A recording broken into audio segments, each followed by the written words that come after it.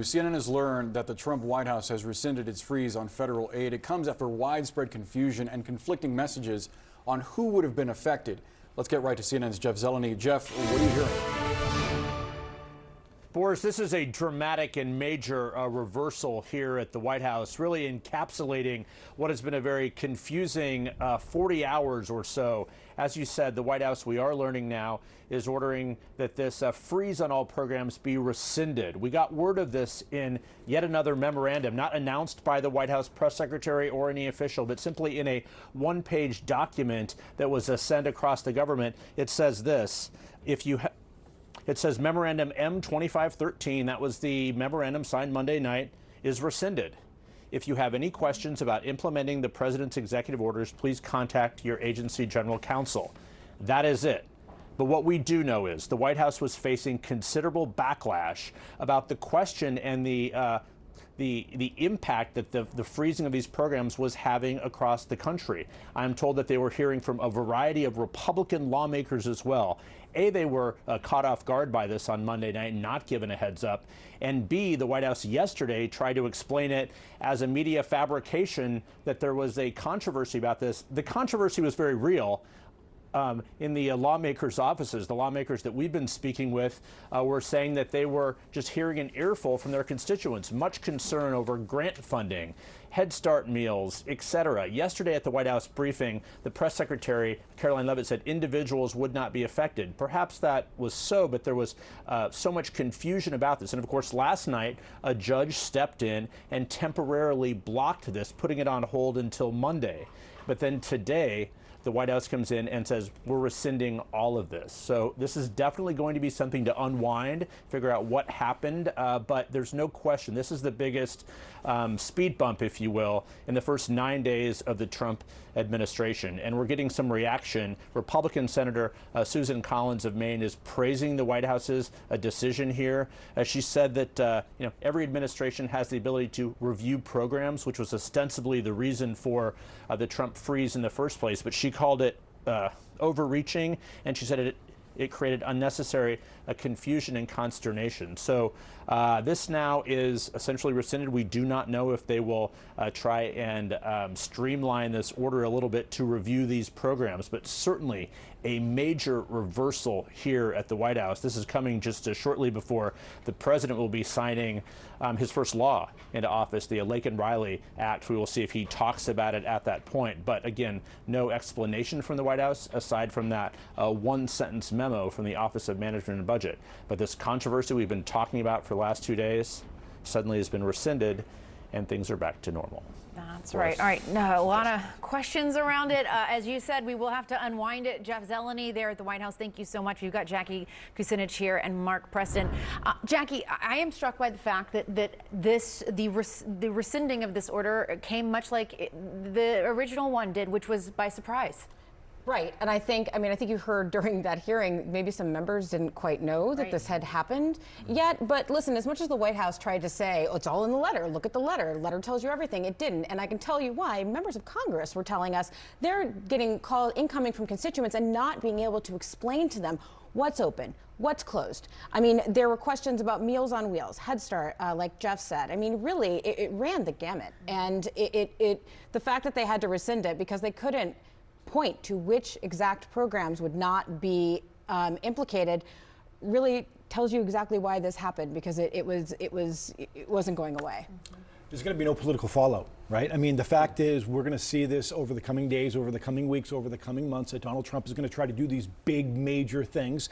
A lot of them aren't going to work because they're unconstitutional, or he just doesn't have the absolute power to do so. But we've seen that with him offering folks like 8 months of pay. Buyouts, yes. A buyout to the whole federal government. I mean, that's insane. And we still don't know what's happening with foreign assistance. That continues to be frozen at this point.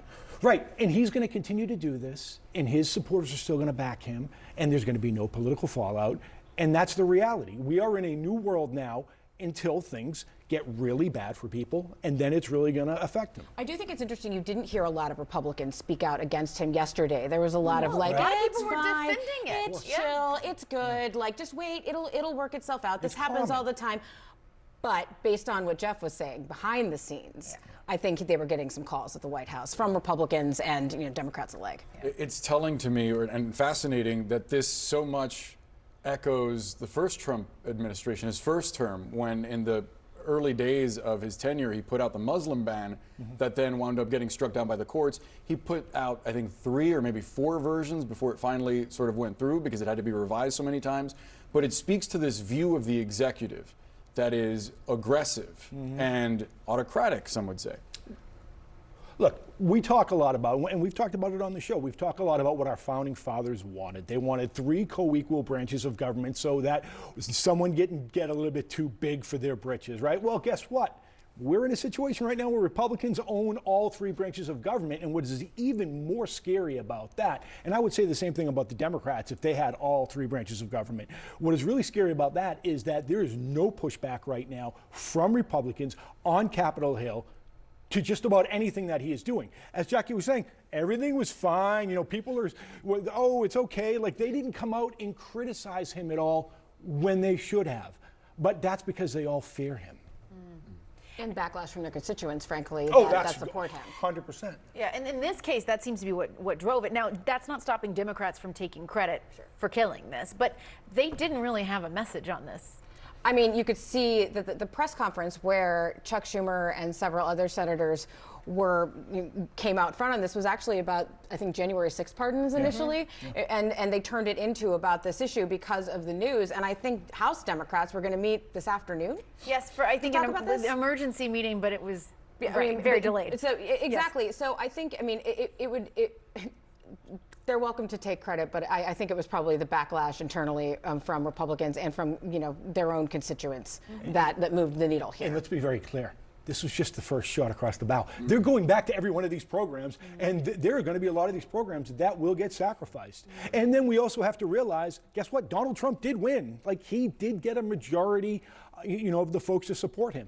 So that's the situation for the next couple of years. Democrats have got to learn how to fight back. And I will tell you, just watching that Kennedy hearing today, I think that some of them did a pretty good job. But I will tell you, overall, their attack strategy on Robert F. Kennedy was not very good. And it shouldn't be surprising that this is an administration that takes a very expansive look at the executive branch and executive powers. And I think lawyers are going to be a very lucrative profession in this term, and you're going to see this again and again ahead of judges as outside groups try to push back over some of the things that they would consider overreach by this administration. We actually want to go back to the White House now. Jeff Zeleny is there, and he just got a statement from Press Secretary Caroline Leavitt on this rescinding of the freeze on federal grants and loans. What are you hearing?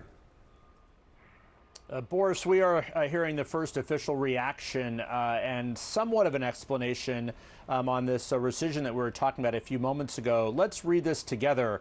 I'm not sure there's clarity at the end of this, but we will talk about it. But the White House press secretary, Caroline Leavitt, just a few moments ago, sending out this, said this is not a rescission of the federal funding freeze. It is simply a rescission of the OMB memo.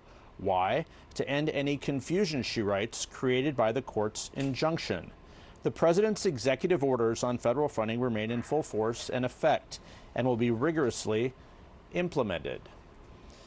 So if that was not already a bit of a confusing 40 hours or so, I think this has only added to that. So clearly the White House press secretary in a defensive explanatory mode there, saying that they are still going to commit to the president's executive orders, which that is what he signed last week, saying that he wants to approve any new spending and existing spending in foreign aid and diversity, equity, and inclusion money and the like. What is less clear is if this instructive to freeze all programs, what the status of that is. So we will have to get more of a deeper understanding of this. But her reference there to the judge's order from last night, that is a federal judge shortly before 5 o'clock when this freeze was intended to take effect, stepped in and temporarily halted this and said this sweeping language is potentially problematic. So put a pause on that. So the White House